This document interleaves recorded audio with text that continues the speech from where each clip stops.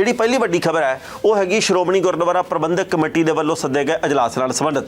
ਲੰਘੇ ਕੱਲ੍ਹ ਯਾਨੀ ਕਿ 26 ਤਰੀਕ ਨੂੰ ਇਹ ਅਜਲਾਸ ਸੱਦਿਆ ਗਿਆ। ਇਹ ਆਮ ਤੌਰ ਦੇ ਉੱਤੇ ਸ਼੍ਰੋਮਣੀ ਕਮੇਟੀ ਦੇ ਪ੍ਰਧਾਨ ਸਾਹਿਬ ਦੀ ਚੋਣ ਦੇ ਮੌਕੇ ਜਾਂ ਜਦੋਂ ਸ਼੍ਰੋਮਣੀ ਕਮੇਟੀ ਦਾ ਬਜਟ ਪੇਸ਼ ਕਰਨਾ ਹੋਵੇ, ਆਪਣਾ ਬਜਟ ਪਾਸ ਕਰਨਾ ਹੋਵੇ, ਉਸ ਵੇਲੇ ਸੱਦਿਆ ਜਾਂਦਾ। ਪਰ ਐਤਕੀ ਇਹ ਹੰਗਾਮੀ ਅਜਲਾਸ ਸੀ ਕਿਉਂਕਿ ਪਿਛਲੇ ਦਿਨੀ ਆਪਾਂ ਜਾਣਦੇ ਜੀ ਕਿ ਪੰਜਾਬ ਵਿਧਾਨ ਸਭਾ ਦੇ ਵਿੱਚ ਸੱਤਾਧਾਰੀ ਧਿਰ ਦੇ ਵੱਲੋਂ ਗੁਰਦੁਆਰਾ ਸੋਧ ਐਕਟ ਨੂੰ ਪਾਸ ਕੀਤਾ ਗਿਆ, ਬਿੱਲ ਨੂੰ ਪਾਸ ਕਰ ਦਿੱਤਾ ਗਿਆ। ਉਹਦੇ ਵਿੱਚ ਇਹ ਸੀ ਵੀ ਦਰਬਾਰ ਸਾਹਿਬ ਤੋਂ ਗੁਰਬਾਣੀ ਦਾ ਪ੍ਰਸਾਰਣ ਸਾਰੇ ਹੀ ਟੀਵੀ ਚੈਨਲਾਂ ਵਾਸਤੇ ਮੁਫਤ ਹੋਵੇ ਤੇ ਇਕਸਾਰ ਹੋਵੇ। ਉਸ ਤੋਂ ਬਾਅਦ ਐਡਵੋਕੇਟ ਹਰਜਿੰਦਰ ਸਿੰਘ ਧਾਮੀ ਸਾਹਿਬ ਦੇ ਵੱਲੋਂ ਇਹ ਗੱਲ ਕਹੀ ਗਈ ਸੀ ਕਿ ਸਰਕਾਰ ਨੂੰ ਸਿੱਖੀ ਦੇ ਗੁਰਦੁਆਰਿਆਂ ਦੇ ਧਰਮ ਕਰਮ ਦੇ ਮਾਮਲਿਆਂ ਵਿੱਚ ਦਖਲ ਨਹੀਂ ਲੈਣਾ ਚਾਹੀਦਾ। ਉਹਨਾਂ ਨੇ ਕਿਹਾ ਸੀ ਕਿ ਅਸੀਂ ਇਹਨੂੰ ਰੱਦ ਕਰਦੇ ਹਾਂ, ਇਸ ਬਿੱਲ ਨੂੰ ਰੱਦ ਕਰਦੇ ਹਾਂ। ਤੇ ਅਜਲਾਸ ਦੇ ਵਿੱਚ ਵੀ ਇਹ ਗੱਲ ਕਹੀ ਗਈ ਆ ਕਿ ਇਸ ਅਜਲਾਸ ਨੂੰ ਰੱਦ ਕਰਨ ਦਾ ਮਤਾ ਪਾਸ ਕਰਦੇ ਹਾਂ। ਹੁਣ ਉਸ ਤੋਂ ਅਗਲੀ ਗੱਲ ਇਹ ਹੈ ਵੀ ਕੀ ਆਉਂਦੇ ਸਮੇਂ ਦੇ ਵਿੱਚ ਗੁਰਬਾਣੀ ਦਾ ਪ੍ਰਸਾਰਣ ਸਾਰੇ ਟੀਵੀ ਚੈਨਲਾਂ ਤੇ ਹੋਊਗਾ ਜਾਂ ਸ਼੍ਰੋਮਣੀ ਗੁਰਦੁਆਰਾ ਪ੍ਰਬੰਧਕ ਕਮੇਟੀ ਦੇ ਆਪਣੇ YouTube ਚੈਨਲ ਤੇ ਹੋਊਗਾ ਜਾਂ ਇਹਦੇ ਵਿੱਚ ਕੋਈ ਨਾ ਕੋਈ ਹੋਰ ਨੁਕਤਾ ਸਾਹਮਣੇ ਆਊਗਾ ਜਿਹੜਾ ਕਿ ਹਾਲੇ ਤੱਕ ਆਇਆ ਨਹੀਂ। ਲੰਘੇ ਕੱਲ੍ਹ ਅਜਲਾਸ ਦੇ ਵਿੱਚ ਵੀ ਇਸ ਮੁਤਲਕ ਘੱਟ ਗੱਲਾਂ ਹੋਈਆਂ। ਹਾਲਾਂਕਿ ਜਿਹੜਾ ਚੈਨਲ ਦੇ ਉੱਤੇ ਗੁਰਬਾਣੀ ਚੱਲਦੀ ਹੈ ਉਹਦੇ ਬਾਬਤ ਵਾਰ-ਵਾਰ ਜ਼ਿਕਰ ਹੋਇਆ। ਸ਼੍ਰੋਮਣੀ ਕਮੇਟੀ ਕਿਵੇਂ ਇੱਕ ਪਰਿਵਾਰ ਦੇ ਨਾਲ ਜੁੜ ਕੇ ਰਹਿ ਗਈ ਹੈ ਇਹਦੇ ਬਾਰੇ ਵਿਚਾਰ ਵਾਰ-ਵਾਰ ਹੋਈ ਹੈ। ਬੀਬੀ ਜਗੀਰ ਕੌਰ ਨੇ ਮੁੱਦਾ ਚੁੱਕਿਆ, ਕਈ ਹੋਰ ਜਿਹੜੇ ਸ਼੍ਰੋਮਣੀ ਕਮੇਟੀ ਮੈਂਬਰਾਂ ਨੇ ਇਹ ਮੁੱਦਾ ਚੁੱਕਿਆ। ਪਰ ਗੱਲ ਇਹ ਹੈ ਜੀ ਕਿ ਗੱਲ ਘੁਮਾ ਕੇ ਸਿਰਫ ਇਸ ਥਾਂ ਦੇ ਉੱਤੇ ਰੱਖੀ ਗਈ ਹੈ ਕਿ ਭਾਈ ਅਸੀਂ ਜੋ ਵਿਧਾਨ ਸਭਾ ਦੇ ਵਿੱਚ ਬਿੱਲ ਲਿਆਂਦਾ ਗਿਆ ਉਹਨੂੰ ਰੱਦ ਕਰਦੇ ਹਾਂ। ਸੋ ਉਸ ਤੋਂ ਅਗਲੀ ਗੱਲ ਘੱਟ ਕੀਤੀ ਗਈ ਹੈ। ਪਰ ਇਹ ਗੱਲ ਜ਼ਰੂਰ ਕਹੀ ਗਈ ਹੈ ਧਾਮੀ ਸਾਹਿਬ ਦੇ ਵੱਲੋਂ ਕਿ ਜਦੋਂ ਜਵਾਹਰ ਲਾਲ ਨਹਿਰੂ ਤੇ ਮਾਸਟਰ ਤਾਰਾ ਸਿੰਘ ਦੇ ਵੱਲੋਂ ਸਮਝੌਤਾ ਕੀਤਾ ਗਿਆ ਤਾਂ ਸਮਝੌਤੇ ਦੇ ਵਿੱਚ ਇਹ ਗੱਲ ਸੀ ਕਿ ਜੇਕਰ ਅਮੈਂਡਮੈਂਟ ਕਰਨੀ ਆ, ਇਹਦੇ ਵਿੱਚ ਸੋਧ ਕਰਨੀ ਆ, ਤਾਂ ਉਹਦੇ ਲਈ 2/3 ਬਹੁਮਤ ਜ਼ਰੂਰੀ ਆ। ਇਹ ਨਹੀਂ ਵੀ ਕਿਸੇ ਵੀ ਸਰਕਾਰ ਨੇ ਚਾਹ ਕੇ ਕੋਈ ਵੀ ਸੋਧ ਕਰਤੀ, ਉਹਨੂੰ ਆਹ ਠੀਕ ਲੱਗਿਆ ਉਹਨੇ ਆਹ ਗੱਲ ਕਰਤੀ, ਉਹਨੂੰ ਆਹ ਠੀਕ ਲੱਗਿਆ ਉਹਨੇ ਆਹ ਗੱਲ ਕਰਤੀ। ਇੱਦਾਂ ਦਖਲ ਦੇਣ ਦੀ ਆਗਿਆ ਨਹੀਂ। ਜੇਕਰ ਕੋਈ ਸੋਧ ਦੀ ਜ਼ਰੂਰਤ ਮਹਿਸੂਸ ਹੁੰਦੀ ਹੈ ਤਾਂ 2/3 ਬਹੁਮਤ ਆ ਜਿਹੜਾ ਉਹ ਮੈਂਬਰਾਂ ਦਾ ਹੋਣਾ ਜ਼ਰੂਰੀ ਹੈ। ਉਸ ਤੋਂ ਬਾਅਦ ਹੀ ਉਹ ਸੋਧ ਹੋ ਸਕਦੀ ਹੈ। ਹੁਣ ਦੇਖਦੇ ਵੀ ਇਸ ਮਸਲੇ ਦੇ ਉੱਤੇ ਅਗਲੀ ਚਰਚਾ ਕੀ ਛਿੜਦੀ ਹੈ।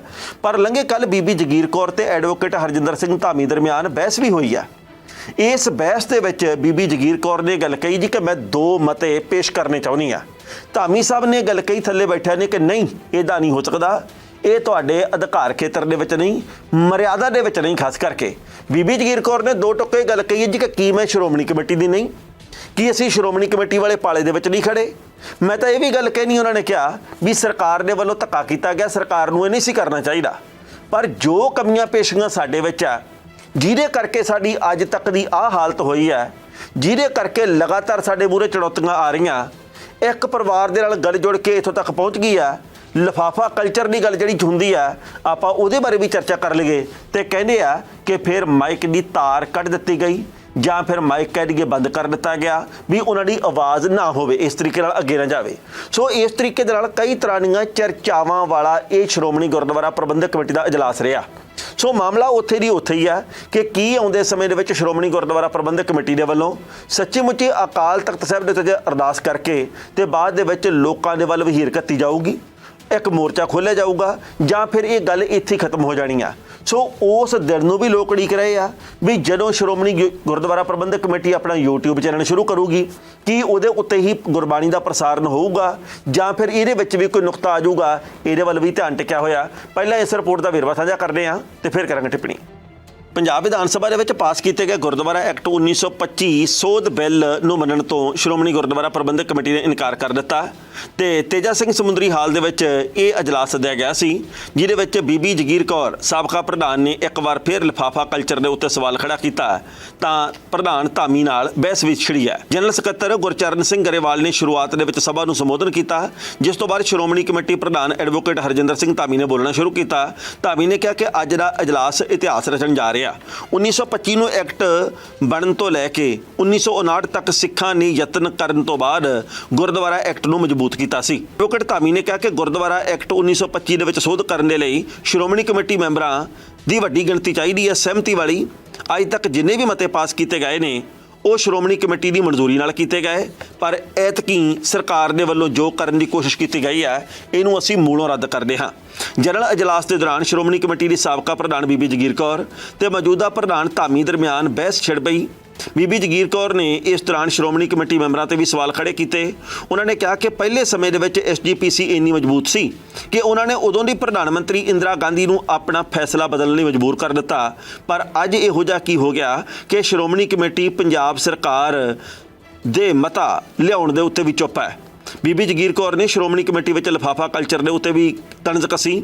ਇਸ ਦੌਰਾਨ ਬੀਬੀ ਜਗੀਰ ਕੌਰ 2 ਮਤੇ ਲਿਆਉਣਾ ਚਾਹੁੰਦੀ ਸੀ, ਜਿਸ ਦੇ ਉੱਤੇ ਪ੍ਰਧਾਨ ਧਾਮੀ ਨੇ ਉਹਨਾਂ ਨੂੰ ਰੋਕ ਦਿੱਤਾ ਤੇ ਕਿਹਾ ਕਿ ਇਹ ਉਹਨਾਂ ਦਾ ਅਧਿਕਾਰ ਨਹੀਂ ਹੈ। ਇਸ ਤੋਂ ਬਾਅਦ ਦੋਨਾਂ ਦਰਮਿਆਨ ਬਹਿਸ ਹੋਈ। ਸ਼੍ਰੋਮਣੀ ਕਮੇਟੀ ਦੇ ਵੱਲੋਂ ਕੀਤੇ ਜਾ ਰਹੇ ਲਾਈਵ ਨੂੰ ਇਸ ਦੌਰਾਨ ਮਿਊਟ ਵੀ ਕਰ ਦਿੱਤਾ ਗਿਆ। ਇਸ ਖਬਰ ਦੇ ਉੱਤੇ ਟਿੱਪਣੀ ਕਰਨ ਦੇ ਦੋਸਤੋ ਪਹਿਲੀ ਗੱਲ ਤਾਂ ਅਸੀਂ ਕਹਾਂਗੇ, ਕੋਈ ਵੀ ਚੁਣੌਤੀ ਕਿਸੇ ਵੀ ਅਦਾਰੇ ਨੂੰ ਜਾਂ ਕਿਸੇ ਵੀ ਵਿਅਕਤੀ ਨੂੰ ਬਹੁਤ ਕੁਝ ਸੋਚਣ, ਵਿਚਾਰਨ ਤੇ ਸਿੱਖਣ ਦੇ ਲਈ ਪ੍ਰੇਰਿਤ ਕਰਦੀ ਹੈ। ਸ਼੍ਰੋਮਣੀ ਗੁਰਦੁਆਰਾ ਪ੍ਰਬੰਧਕ ਕਮੇਟੀ ਦੇ ਪ੍ਰਧਾਨ ਸਾਹਿਬ ਤੇ ਬਾਕੀ ਜਿੰਨੀਆਂ ਵੀ ਮੁਤਬਰ ਸ਼ਖਸੀਅਤਾਂ ਸਭ ਸਤਿਕਾਰਯੋਗ ਆ, ਪਰ ਉਹਨਾਂ ਦੇ ਲਈ ਵੀ ਇਹ ਵਿਚਾਰਨ ਦਾ ਵੇਲਾ, ਜਿਵੇਂ ਕਿ ਕੱਲ ਅਜਲਾਸ ਦੇ ਵਿੱਚ ਹੀ ਕਈ ਮੈਂਬਰਾਂ ਨੇ ਇਹ ਗੱਲ ਕਹੀ ਆ। ਉਹ ਕਹਿੰਦੇ ਜੀ ਸਾਨੂੰ ਤਾਂ ਕਦੇ ਤੁਸੀਂ ਏਜੰਡਾ ਵੀ ਨਹੀਂ ਦੱਸਿਆ ਵੀ ਕਿਹੜੇ ਏਜੰਡੇ ਦੇ ਕਰਕੇ ਅਜਲਾਸ ਸੱਦ ਰਹੇ ਆ। ਅਸੀਂ ਘਰੋਂ ਤਿਆਰੀ ਕਰਕੇ ਅੱਗੇ, ਸਾਨੂੰ ਪਤਾ ਹੀ ਨਹੀਂ ਹੁੰਦਾ ਵੀ ਇੱਥੇ ਕਿਹੜੇ ਨੁਕਤੇ ਦੀ ਚਰਚਾ ਛਿੜਨੀ ਹੈ ਤੇ ਅਸੀਂ ਉਹਦੇ ਬਾਰੇ ਕੀ ਆਪਣੇ ਵਿਚਾਰ ਪੇਸ਼ ਕਰਨੇ ਆ। ਚੁੱਪ ਰਹਿੰਦੇ ਆ, ਜੇ ਕੁਝ ਹੋਰ ਬੋਲਦੇ ਆ ਤੇ ਪਤਾ ਨਹੀਂ ਕੌਣ ਇਹ ਗੱਲ ਕਹਿ ਦਿੰਦਾ ਇਹ ਵਿਖ ਗਏ ਹਨ, ਸੱਤਾਧਾਰੀ ਧਿਰ ਦੇ ਨਾਲ ਦਲਾਲੀ ਕਰਦੇ ਹਨ, ਫਲਾਣਾ ਕਰਦੇ ਹਨ, ਢਿੰਗੜਾ ਕਰਦੇ ਹਨ। ਸੋ ਇਹਨਾਂ ਗੱਲਾਂ ਤੋਂ ਸਾਨੂੰ ਇਸ ਗੱਲ ਦਾ ਸਬਕ ਲੈਣਾ ਚਾਹੀਦਾ, ਪ੍ਰੇਰਨਾ ਲੈਣੀ ਚਾਹੀਦੀ ਆ ਕਿ ਭਾਈ ਭਵਿੱਖ ਦੇ ਵਿੱਚ ਅਸੀਂ ਸਾਰੇ ਮੈਂਬਰਾਂ ਨੂੰ ਨਾਲ ਲੈ ਕੇ ਵੀ ਤੁਰ ਗਏ। ਹਰ ਗੱਲ ਦੇ ਉੱਤੇ ਬੇਬਾਕੀ ਨਾਲ, ਦਲੀਲ ਨਾਲ, ਤਰਕ ਦੇ ਨਾਲ, ਤੱਥ ਦੇ ਨਾਲ ਗੱਲ ਹੋਣੀ ਚਾਹੀਦੀ ਆ ਤੇ ਸਭ ਨੂੰ ਬੋਲਣ ਦਾ ਵੀ ਮੌਕਾ ਮਿਲਣਾ ਚਾਹੀਦਾ। ਵਿਚਾਰ ਕਿਸੇ ਦੇ ਵੱਖਰੇ ਹੋ ਸਕਦੇ ਆ, ਪਰ ਇਹੀ ਤਾਂ ਇਹਦੀ ਖੂਬਸੂਰਤੀ ਹੋਊਗੀ ਵੀ ਭਾਈ ਸਭ ਦੇ ਵਿਚਾਰਾਂ ਤੋਂ ਬਾਅਦ ਵੀ ਇੱਕ ਇਹੋ ਜਿਹਾ ਫੈਸਲਾ ਹੋਇਆ ਜਿਹੜਾ ਕਿ ਬਾਕਮਾਲ ਸੀ। ਪਰ ਹੁਣ ਉਸ ਤੋਂ ਅਗਲੀ ਗੱਲ ਹੈ ਵੀ ਜਿਸ ਤਰੀਕੇ ਦੇ ਨਾਲ ਇੱਕ ਅਦਾਰੇ ਦੇ ਨਾਲ ਜਾਂ ਇੱਕ ਪਰਿਵਾਰ ਦੇ ਨਾਲ ਸ਼੍ਰੋਮਣੀ ਕਮੇਟੀ ਦਾ ਸੰਬੰਧ ਜੋੜਿਆ ਜਾਂਦਾ, ਇਹਦੇ ਉੱਤੇ ਵੀ ਸ਼੍ਰੋਮਣੀ ਕਮੇਟੀ ਦੇ ਮੈਂਬਰਾਂ ਦੀ ਵੱਖੋ ਵੱਖਰੀ ਰਾਏ ਆ।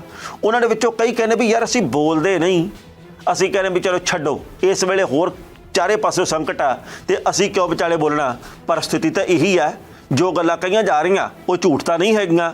ਸੋ ਗੱਲ ਇਹ ਜੀ ਕਿ ਆਉਂਦੇ ਸਮੇਂ ਦੇ ਵਿੱਚ ਬਹੁਤ ਵੱਡੇ ਸਬਕ ਲੈਣੇ ਪੈਣਗੇ। ਇੱਕ ਗੱਲ ਹੋਰ ਆ ਵੀ ਜਦੋਂ ਹੁਣ ਗਿਆਨੀ ਹਰਪ੍ਰੀਤ ਸਿੰਘ ਹੋਰਾਂ ਨੇ ਕਿਹਾ ਸੀ ਕਿ ਆਪਣਾ ਚੈਨਲ ਸ਼ੁਰੂ ਕਰਨਾ ਚਾਹੀਦਾ, ਤੇ ਜੇਕਰ ਉਸ ਵੇਲੇ ਮਹੱਤਵਪੂਰਨ ਫੈਸਲਾ ਕਰ ਲਿਆ ਹੁੰਦਾ, ਭਾਵੇਂ YouTube ਚੈਨਲ ਵਾਲਾ ਹੀ ਕਰ ਲਿਆ ਹੁੰਦਾ, ਜੇ ਆਪਾਂ ਅੱਜ ਮੀਟਿੰਗ ਕੀਤੀ, ਮਹੀਨੇ ਤੇ ਪਾਤੀ, ਮਹੀਨੇ ਤੇ ਮੀਟਿੰਗ ਕੀਤੀ, 2 ਮਹੀਨੇ ਤੇ ਪਾਤੀ, ਤਾਂ ਇਸ ਤਰੀਕੇ ਦੇ ਨਾਲ ਤਾਂ ਦੂਜੀ ਧਿਰ ਨੂੰ ਗੱਲ ਕਰਨ ਦਾ ਮੌਕਾ ਮਿਲਦਾ ਹੀ ਮਿਲਦਾ। ਪਰ ਜੇਕਰ ਅਸੀਂ ਮੌਕਾ ਸੰਭਾਲ ਲਿਆ ਹੁੰਦਾ ਤਾਂ ਅੱਜ ਵਾਲੀ ਸਥਿਤੀ ਵੀ ਨਹੀਂ ਸੀ ਪੈਦਾ ਹੋਣੀ, ਅੱਜ ਸਵਾਲ ਹੀ ਨਹੀਂ ਸੀ ਪੈਦਾ ਹੋਣਾ। ਇਹ ਗੱਲ ਸਭ ਦੇ ਸਾਹਮਣੇ ਆਉਣੀ ਸੀ ਵੀ ਭਾਈ ਦੇਖੋ ਅਸੀਂ ਆਪਦਾ YouTube ਚੈਨਲ ਸ਼ੁਰੂ ਕਰਨ ਜਾ ਰਹੇ ਹਾਂ, ਅਸੀਂ ਸਟਾਫ ਰੱਖ ਲਿਆ, ਸਟੂਡੀਓ ਬਣਾ ਲਿਆ, ਸਾਡੇ ਕੋਲੇ ਸਾਰੇ ਪ੍ਰਬੰਧ ਆ, ਗੱਲ ਖਤਮ। ਕਿਸੇ ਨੂੰ ਬੋਲਣ ਦਾ ਮੌਕਾ ਮਿਲਣਾ ਹੀ ਨਹੀਂ ਸੀਗਾ। ਪਰ ਇਹ ਮੌਕਾ ਮਿਲਿਆ ਵੀ ਤਾਂ ਕਿਉਂਕਿ ਆਪਾਂ ਇਸ ਗੱਲ ਦੇ ਵੱਲ ਗੌਰ ਘੱਟ ਕੀਤੀ ਆ। ਇਹ ਹੁਣ ਭਗਵੰਤ ਮਾਨ ਦੇ ਵੱਲੋਂ ਕੱਲ ਅਜਲਾਸ ਤੋਂ ਬਾਅਦ ਇੱਕ ਟਿੱਪਣੀ ਕੀਤੀ ਗਈ ਆ।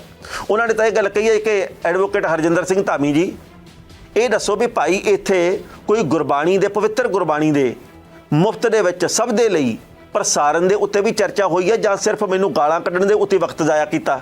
ਉਹਨਾਂ ਨੇ ਇਹ ਵੀ ਗੱਲ ਕਹੀ ਆਪਣੇ ਟਵੀਟ ਦੇ ਵਿੱਚ ਕਿ ਜੇਕਰ ਕਬੂਤਰ ਬਿੱਲੀ ਨੂੰ ਵੇਖ ਕੇ ਅੱਖਾਂ ਬੰਦ ਕਰ ਲਵੇ ਤਾਂ ਖਤਰਾ ਟਲ ਨਹੀਂ ਜਾਂਦਾ।